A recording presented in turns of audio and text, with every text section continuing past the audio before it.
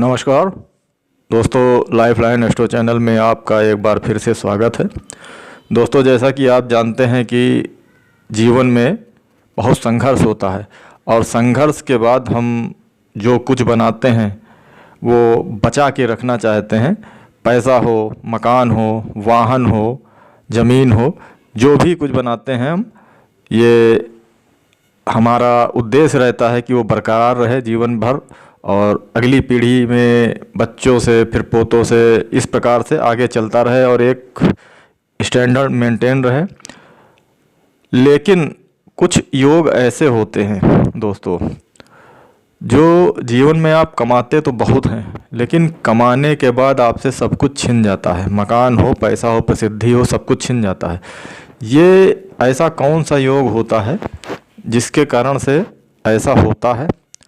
तो दोस्तों, आज बात करेंगे, कुंडली में एक योग होता है जिससे अगर आपके कुंडली में ये योग बन रहा है तो आपका बना हुआ पैसा है, प्रसिद्धि है, जो कुछ भी है वो आप बनाएंगे, उसके बाद वो एक समय पे छिन जाएगा, आपसे चला जाएगा, आपके हाथ से प्रसिद्धि आपकी चली जाएगी। प्रसिद्धि अगर है, पैसा चला जाएगा, मकान चला जाएगा। इस प्रकार से ये योग बनता है। ये योग जो होता है कुंडली में राहु और केतु के द्वारा निर्मित होता है। दोस्तों, कुंडली में अगर कभी कभी देखा गया, आपने देखा होगा कि राहु कहाँ पे बैठा है। राहु अगर दूसरे भाव में बैठा, मान लीजिए, ठीक है, दूसरे भाव में बैठा है राहु, और दूसरा भाव आप जानते होंगे बचत का भाव होता है, दूसरा भाव धन का भाव होता है, और एकादश भाव जो होता है, एकादश भाव होता है आय का भाव होता है, अर्निंग का भाव होता है। जो हम जिंदगी में संघर्ष करते हैं वो जब अर्न करते हैं वो एकादश भाव से देखा जाता है। तो दोस्तों, इन दोनों भावों में अगर राहु बैठा हो, अगर दूसरे भाव में मान लीजिए राहु बैठा हो और दूसरे भाव का स्वामी कोई भी राशि वहाँ पे हो सकती है, आपकी लगन के अनुसार कोई भी राशि आ सकती है। मान लीजिए आप कन्या लगन है तो कन्या लगन के हिसाब से वहाँ पे तुला राशि आई, तो तुला राशि के स्वामी शुक्र हैं, वीनस हैं, और वीनस जो हैं केतु के साथ में बैठे हैं। मान लीजिए वीनस केतु के साथ बैठे हुए हैं, राहु दूसरे भाव में बैठे हैं, ठीक है, राहु दूसरे भाव में वीनस शुक्र की जो राशि है वहाँ पे बैठे हुए हैं, और केतु आठवें भाव में बैठे हुए हैं, और आठवें भाव में भी शुक्र हैं। अब अगर ऐसा होता है, शुक्र केतु के साथ अगर बैठा है या केतु की दृष्टि में बैठा है, शुक्र अगर केतु की दृष्टि में बैठे हैं और वो दूसरे भाव के स्वामी हैं, तो ऐसे में पैसा, वैल्यू, मकान जो आपको मिलेगा, लेकिन सारी चीज़ें आपके हाथ से निकल जाएंगी। राहु जहाँ बैठा होता है वहाँ डिजायर पैदा करता है। बहुत बचत का अगर है यहाँ पे तो बचत करने की कोशिश बहुत करेगा। धन का है, धन भाव का है अगर, तो धन पैदा करने की डिजायर पैदा करेगा, आपके अंदर बहुत कोशिश करेगा, क्योंकि राहु इस तरह का कारकत्व है राहु का।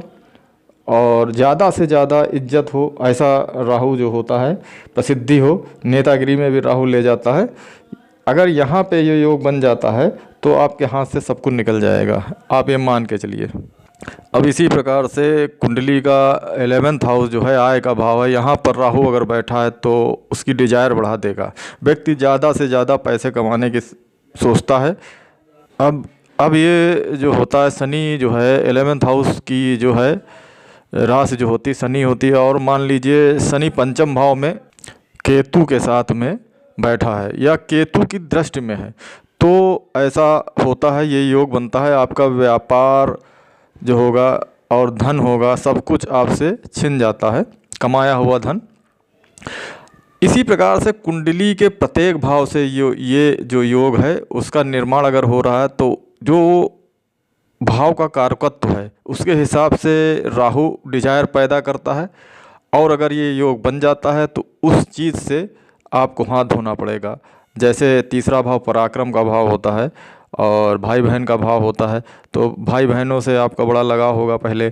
और अगर ये योग बन रहा है, राहु यहाँ पे बैठा और केतु के साथ, यहाँ का स्वामी जहाँ पे राहु बैठा है, राशि कोई हो सकती है, यहाँ का स्वामी अगर केतु के साथ में बैठा है तो आपके पराक्रम में जो होगा, जो भी आपका बना हुआ वैभव या कुछ भी होगा वो सब छिन जाएगा। इसी प्रकार से चौथा भाव जो होता है कुंडली का, ये चौथा भाव जो होता है कुंडली का, वाहन का होता है, मकान का होता है और माता का होता है।